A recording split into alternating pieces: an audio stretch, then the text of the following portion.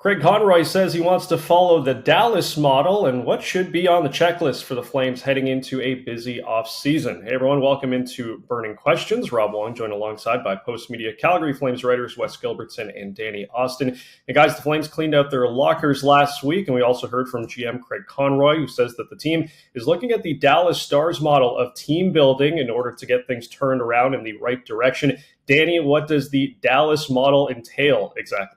I mean, I think that if you go back to the mid-2010s, Dallas had, particularly in 2017, a pretty amazing draft.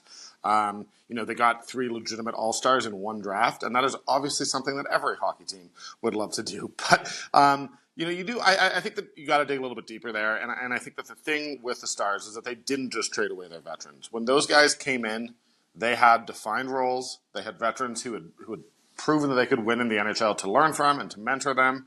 And they didn't trade guys away like Jamie Benn or Tyler Seguin. They kept them. And then, Wes and I were talking about this yesterday, but one of the interesting things is that then through that process, it allowed those veterans to sort of come into complementary roles, to age into complementary roles. And if you look at guys like Nazem Kadri and Jonathan Huberdeau, I think that would be pretty ideal for the Flames. So I think that there's going to be a focus on it basically being Craig Conroy saying we're not going to bottom out and tank for a number 1 draft pick, but I do think it has more to do with keeping your veterans around and providing an environment where your young players, when they do come into the lineup, can learn and aren't just thrust into impossible situations.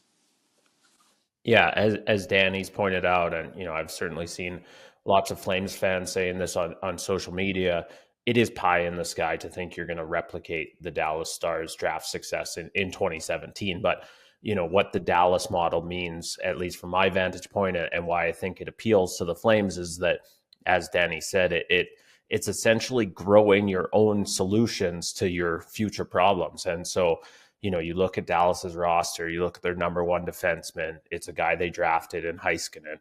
You look at their top 2-way center, it's a guy they drafted in Roope Hintz. You look at their most dangerous forwards, Robertson, Wyatt Johnston, drafted those guys, drafted their starting goalie. And so that, I think, is whether they're all drafted in 1 year or a span of a couple of years, that's the model. And then it allows you, as Danny said, to sort of replace your veterans on the fly. Like it's great that Nazem Kadri is the Flames' best center right now. And he's 33 years old. He's signed for 5 more seasons.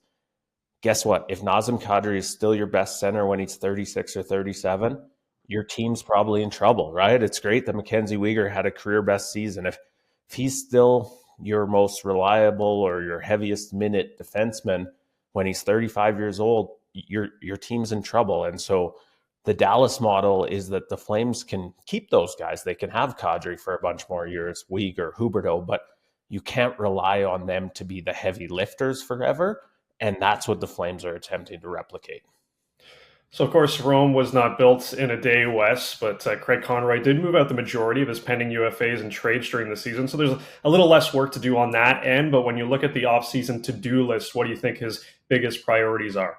Well, the most obvious one is just to determine the future for starting goaltender Jacob Markstrom. Are you going to keep him? Are you going to make him available on the trade market? Does he want to be back? That's a question that I'm sure was discussed in his exit interview, something he understandably wasn't willing to rehash in the media. So, Markstrom's future is number 1. Oliver Shillington is the big name on a fairly short list of UFAs. And then, sort of beyond those 2 obvious ones, I think the offseason priority for the Flames is just to kind of stay the course on this. They finally went down this path that they're going to go younger, that they're going to retool or rebuild or whatever you want to call it. I think one of the priorities, at least the way I see it for Craig Conroy, is, don't veer off that right away. Don't get tempted by a free agent who really likes how much cap space you have available. Just stick with the plan here. Yeah, so I would say, before I say mine, Wes's are also mine. I agree with everything he's saying. So those are the priorities. I'm not trying to make a counter argument here. But I will say that I think a little peace and quiet would go a long way around Calgary and around the Scotiabank Saddledome. maybe it's been since 2022, but I think you can go further back with Mark Giordano and the expansion draft and everything that happened there. It's just sort of felt like there's been a long exodus of players, but also just kind of one thing after another. The team had gone through a lot of coaches. I just think the stability is going to be nice. And I think it is very important to go along with that stability that you not have your 2025 UFAs unsigned. You don't want these same questions lingering over the team and the organization. It takes its toll. It was not easier on the players or the coaching staff or, frankly, the media to always have these things going. But I do just think that Craig Conroy, what he's done is he moved the guys he had to move. But we haven't totally seen what he wants to build and what he wants to do. He had his hand forced. Now we get to see him put his imprint on this team, and I think he's done a terrific job so far.